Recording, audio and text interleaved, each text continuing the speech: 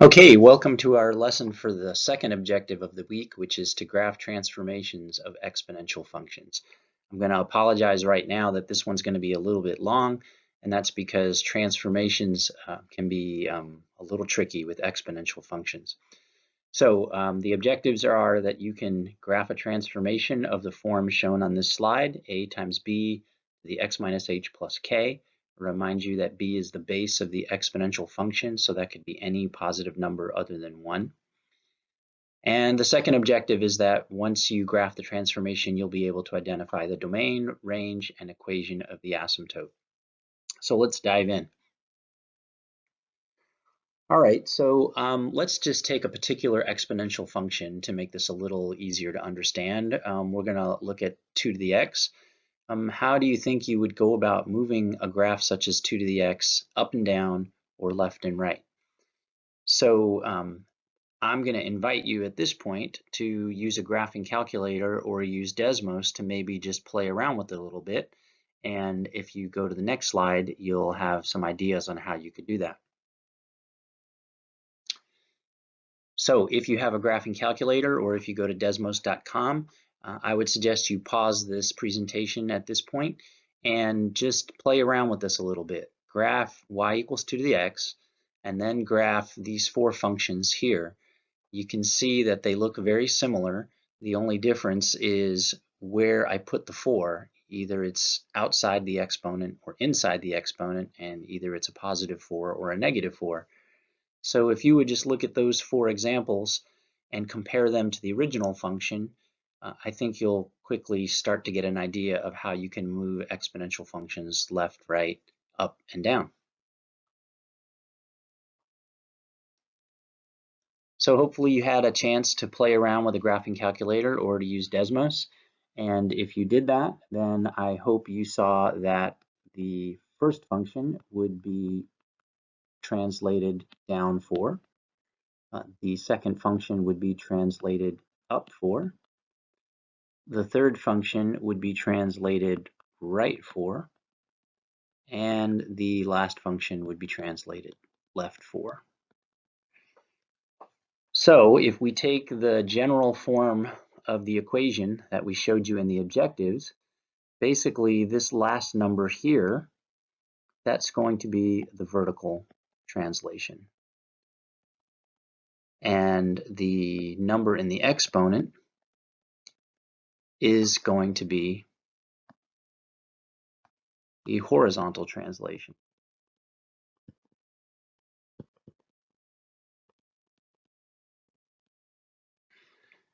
Now the only thing left to talk about is that number in front, and that one is going to be the dilation and the reflection, if we have one. Now, dilations and reflections are always the tricky ones in my opinion. So we definitely need to take some time and carefully consider what's going on here. But hopefully you're feeling pretty good about the translations and you can recognize the difference between a horizontal translation and a vertical translation. Okay, so before we can talk about dilations, you have to understand what the normal pattern is. The dilations always make the graph more tall or less tall, more narrow or less narrow. Before you can do that, you have to understand what the regular pattern is, and here's where things get a little complicated. Exponential functions don't have just one pattern. Something that we showed you in the previous lesson was the base affects the shape of the graph. Consider these 3 exponential functions that you see on this slide. The first 2 functions, 2 to the x and 3 to the x, those are both functions that increase. But 3 to the x increases at a faster rate than 2 to the x. Whereas the third function, 1/2 to the x, it doesn't increase, it decreases. Now, the trick to understanding the normal pattern is to pay attention to the base. And one thing I want you to notice before we start is notice that all 3 of these functions, whether they increase or decrease, and regardless of how fast they increase or decrease, all three of them pass through this same point, 0, 1. Now, exponential functions don't have a vertex, so let's call that the starting point. If you look at that point, 0, 1, and notice from that point when you move to the right, on the first function, every time you go right 1, the y-coordinate doubles. And that's because the base is 2. But on the second function, every time you move to the right 1, the y-coordinate triples. And that's because the base is 3. And then similarly on the last one, every time you move to the right 1, the y-coordinate is cut in half. And that's because the base is 1/2. So this is how you use the base to determine what the normal shape should be. From the starting point, every time you move to the right, the height of the function should change according to the base. If the base is 2, then you double the height. If the base is 3, then you triple the height. If the base is 1/2, you cut the height in 1/2. When I say height, and I apologize earlier when I was explaining the table to you, I said y-coordinate. Here's the other thing you have to realize. The height and these functions, the height is measured from the asymptote. So if the asymptote has moved, you need to measure the height by counting how far are you from the asymptote, not just by looking at the y-coordinate. I know that might be a little confusing right now, but hopefully it'll become clearer as we show you a few examples. We are going to show you plenty of examples, well, 4 examples anyway, in this PowerPoint. And before we do that, though, I want to make sure you understand what our expectations are for drawing these graphs. Exponential functions are very hard to graph accurately because you get so many really strange y-coordinates. As the graph is approaching the asymptote, it gets very difficult to draw it accurately. We talked about that in the last lesson. So the good news is we don't have a lot of expectations here as far as what your graph needs to have to be considered correct. In fact, there's really only 3 things we're going to look for. The first one is, have you drawn the asymptote in the right spot, and did you draw it with a dotted line? The reason we draw it with a dotted line is because the asymptote is not really points that are on the graph. It's just an important feature that we're interested in, but it doesn't represent x and y values that are on the function. Then we're going to always want you to graph what I call the starting point. The starting point is when you're raising to the 0 power. If you graph the starting point, it will allow us to see that you have correctly interpreted any horizontal translations. And then, other than that, all we want is one other point, at least one other point, so that we can see your graph is increasing or decreasing at the appropriate rate. Now, you might want to graph more than just those 2 points, but really 2 points is all we're going to require, the starting point and one more. And once you have however many points you've got, then you just connect the dots with the appropriate curve and you should be done. Okay, so here is where the examples will start. So if you'll go to slide 7, we'll walk you through our first example. In each of these examples, what I've done is I've drawn the graph of the untransformed function.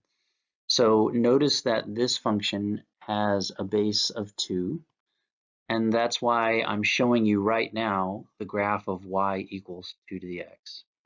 So that way when I'm done, you'll be able to compare my graph to the original graph, and hopefully it'll help you see that the correct transformations have occurred. So the first transformation that I am going to point out to you is this one, and you hopefully know that that is going to shift the graph down 2.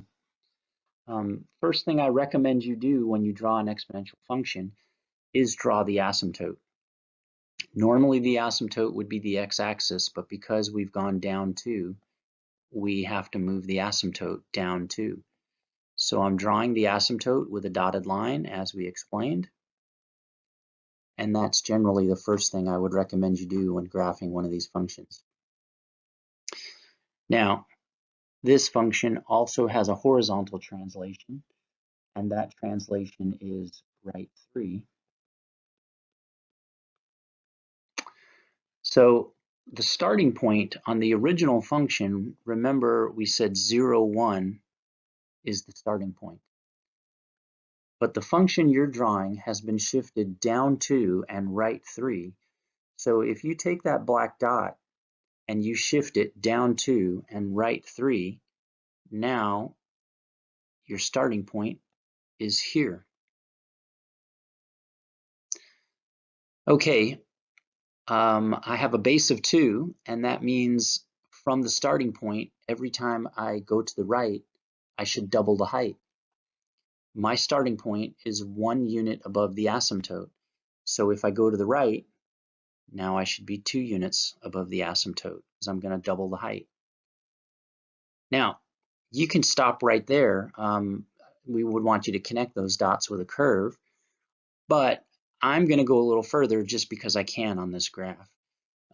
So from the dot I just drew, which is 2 units above the asymptote, if I go to the right again, now I should be here because I'm doubling the height.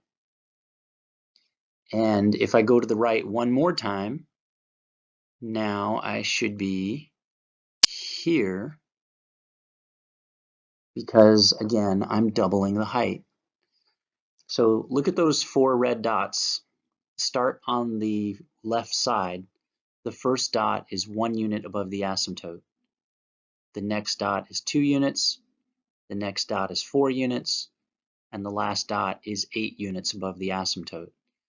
Every time you move to the right, you're going to be twice as far from the asymptote. And that's because the base is 2. And this is what we mean by the graph is increasing at the appropriate rate. Because I have a base of 2, this graph should be getting twice as tall every time you move to the right. And it does if you look at my dots. So when you look at my asymptote, you can see that I have shifted the graph down 2.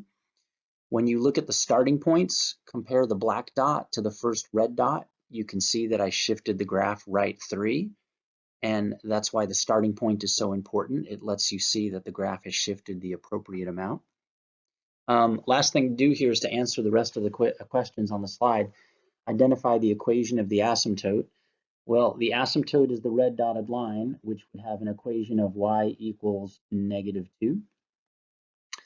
The domain of any exponential function, we told you, is always all real numbers. This slide did not say how to write your answers. You know what? I'm going to write using set notation. And for the range, just for variety's sake, I'm going to use interval notation. If you look at this graph, you have y values that go down to -2, but remember you never touch the asymptote, so you don't want to include the -2, and that's why you should use a parenthesis, not a bracket. And the graph goes up as far as you like, so the upper limit would be infinity, and you never put a bracket next to an infinity. So there's your range, -2 to infinity. And that's it for this example. Join me on slide 8 for the next example. Okay, this time I've changed the base to 1/2, and so I'm showing you the graph of y equals 1/2 to the x, that you'll be able to see I've done the transformations right. I'm going to try to go a little bit faster on this one just to save us some time.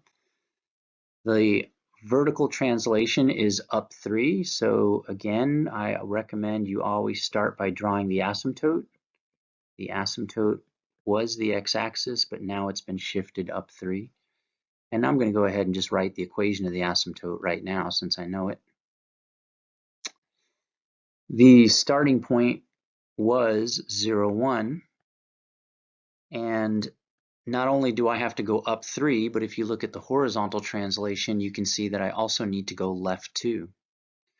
So if I take that black dot and I go up 3 and left 2, my new starting point is right there, which just by coincidence happens to be on the original graph. Okay, so the only thing left to do is to draw another point. Since my base is 1/2, every time you go to the right, you should be half as tall. Now, that's going to be a little hard to do because the next point is only 1/2, and then the next point would be 1/4, and this is the problem that we've talked about before. These fractions make it really hard to draw this accurately. So something I'd like to point out to you here is instead of moving to the right, maybe you should go to the left. Going to the right, you would be half as tall, but if you go to the left, you should be twice as tall.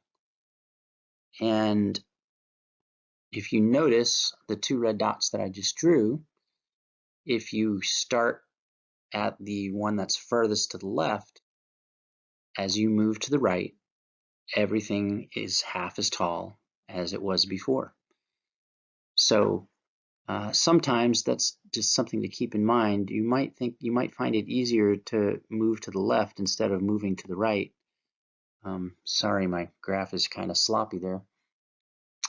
Anyway, there's my graph. I have the asymptote, I have the starting point, I have at least one more point. That's all we need. I've already drawn the equation of the asymptote, the domain. This time I'm going to do it in interval notation just because I feel like it. And the range, well, the red graph goes down to 3, but it doesn't touch 3. Remember, you don't touch the asymptote. And the graph goes up to infinity. So there's my range. And now you can join me on slide 9 for the next example. Okay, for this one, we've gone back to a base of 2. We have a horizontal translation. There's no vertical translation, so that means my asymptote is not going to move. So I'm going to draw the asymptote right now, and the asymptote is the x-axis. So that's y equals 0 is the equation of my asymptote. My starting point was here, 0, 1, but because of the horizontal translation, I have to go right 4, and that means now my starting point should be here. Actually, I'm gonna erase that starting point and do it in a different color. Oops, sorry, I erased everything by accident. And put my asymptote back in. I'm going to draw that starting point in a different color because that starting point is not the final one because we have to talk about the dilation. Before we do that though, let's pretend for a minute that we didn't have this dilation. There's your new starting point. The base is 2, so every time you move to the right, you should double the height, and you hopefully can understand why I drew those blue points the way I did, because I'm doubling the height every time I move to the right. Now let's talk about the dilation. The dilation means everything should be half as tall as it usually is. So that first blue dot, if I make it half as tall, it would be there. And the next blue dot, if I made it half as tall, it would be there. And if I keep doing this, you can see the effect of the dilation. Now, before I connect those dots and draw the graph, I just want to point out to you, so all those red dots are half as tall as the blue dots, and that's because of the dilation.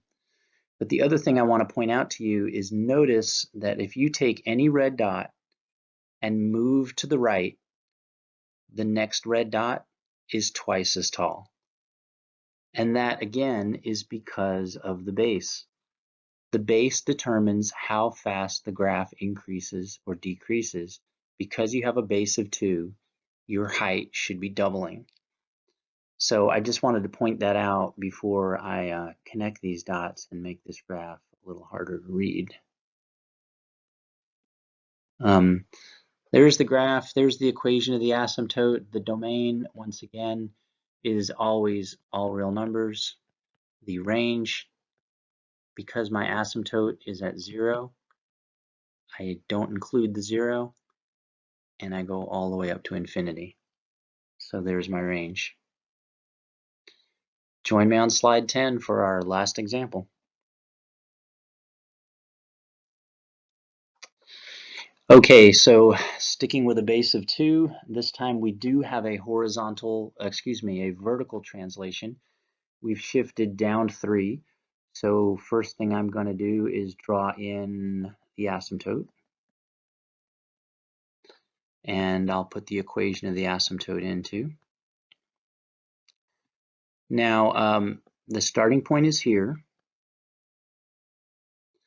And because of the translation down 3, that starting point should be here. But now let's talk about the dilation and the reflection. This is going to make it twice as tall, but this is going to reflect it. And that reflection is a vertical reflection. So I already explained to you that when we talk about how tall things are, how tall you are is measured from the asymptote. That blue dot is 1 unit tall because it's 1 unit above the asymptote. Reflections are also relative to the asymptote. So when we tell you to reflect this graph vertically, we don't want to reflect it over the x-axis. We want to reflect it over the asymptote. So if you look at that blue dot needs to become twice as tall, and it needs to be reflected. And that's why that blue dot is going to move right here. Instead of being 1 unit away from the asymptote, it's 2 units away from the asymptote. Instead of being above the asymptote, it's below the asymptote. And that's because of the dilation and the reflection. Now, the base is 2, so every time I move to the right, you should become twice as tall. That red dot is 2 units from the asymptote, so if I move to the right, my next dot should be here, 4 units from the asymptote. If I try to go to the right again, it's going to be off the graph paper. So you've got 2 dots, and that's all you need to have.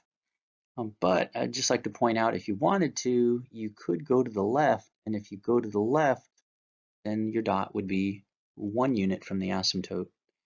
Notice again, each of those dots, when you go left to right, each dot is twice as far away as the dot before it.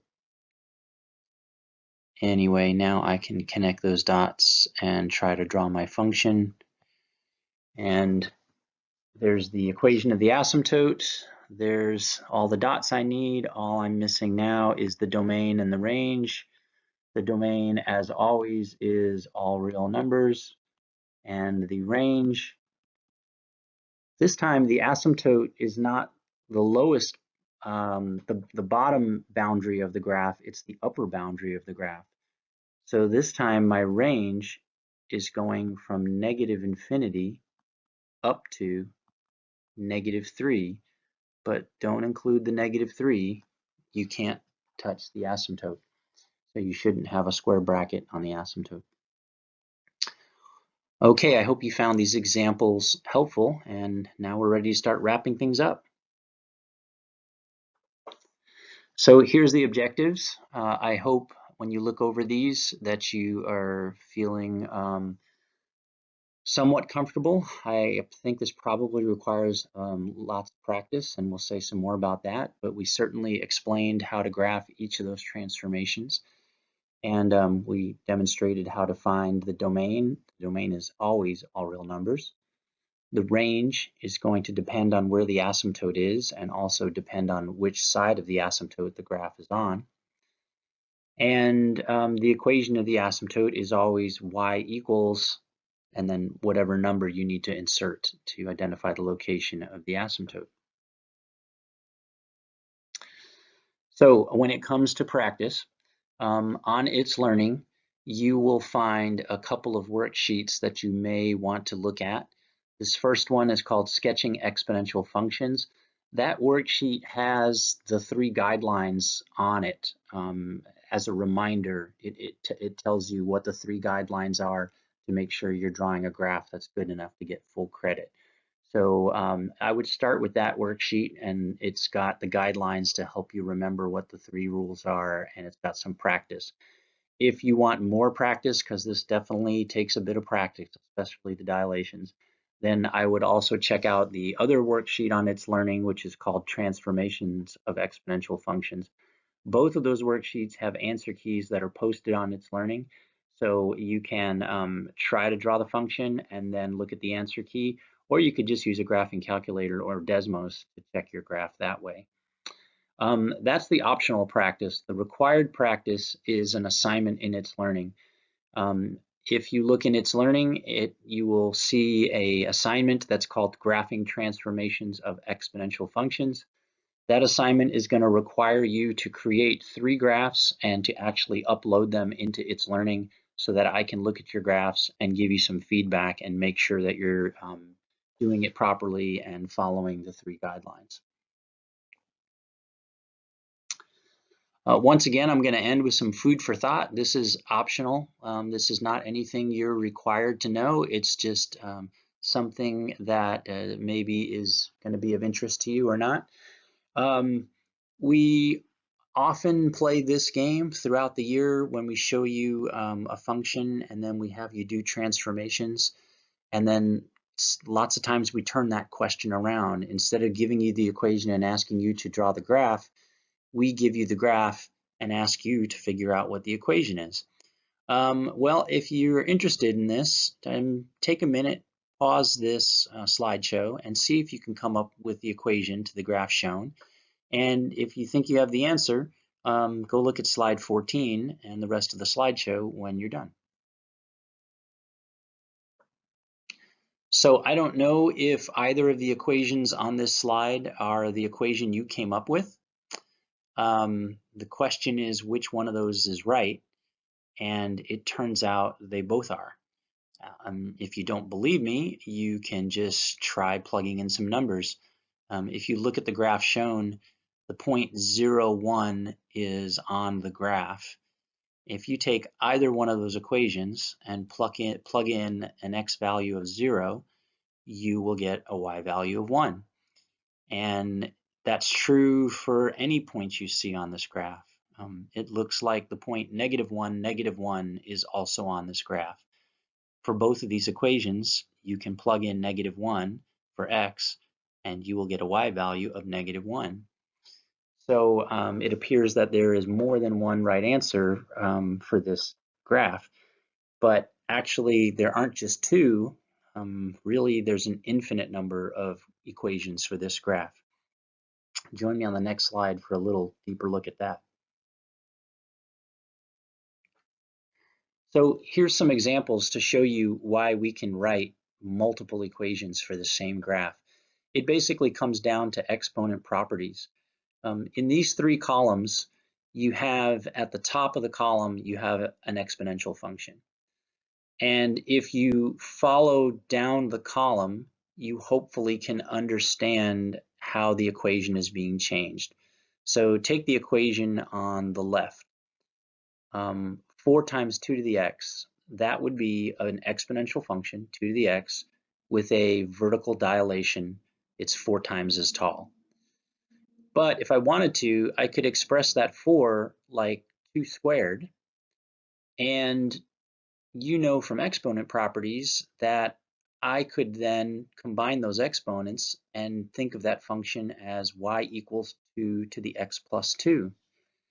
So what we just showed you is the exact same graph could either be thought of as being 4 times as tall, or you could think of it as a normal height graph that has been translated left 2 units. You can even do more crazy stuff like changing the base. In the middle column, you've got an exponential function with a base of 4, but I could change that 4 to be 2 squared. And with exponent properties, I could combine those exponents to be 2 to the 2x. Now you have a function with a base of 2, except it's got a horizontal dilation. Now, horizontal dilations are not anything you're required to know how to do, but they do exist. And if you know how to do horizontal dilations, you could change the base of a function. Instead of having a base of 4, it has a base of 2, but it's been horizontally dilated to be twice as narrow. Hopefully, you're starting to get the gist of what's going on here, so I won't talk about the third column in the interest of time. We'll just wrap this up on the next slide. So, if you're curious, if you're interested, if you really want to test your knowledge of transformations, here's a little opportunity to do so. Here's a graph, and my question is, can you come up with the equation of this graph? And can you come up with an equation that has a base of 2? Could you then come up with a different equation? The base could be whatever you want, but we want the function to have a translation right 1. Or could you do it where you have a translation left 3? Or could you do it, sorry about that last slide. I probably meant to put another number there. You know, maybe I should just leave it that way. Could you make it whatever base you want? Could you make an equation that has that graph and make the base whatever number you feel like, and see if you can come up with an equation that fits that graph but doesn't have a base of 2, doesn't have a base of 1/2. So if you'd like to, I invite you once again to maybe post your answers or discuss this on the discussion board, and I hope you enjoyed this. We will see you later.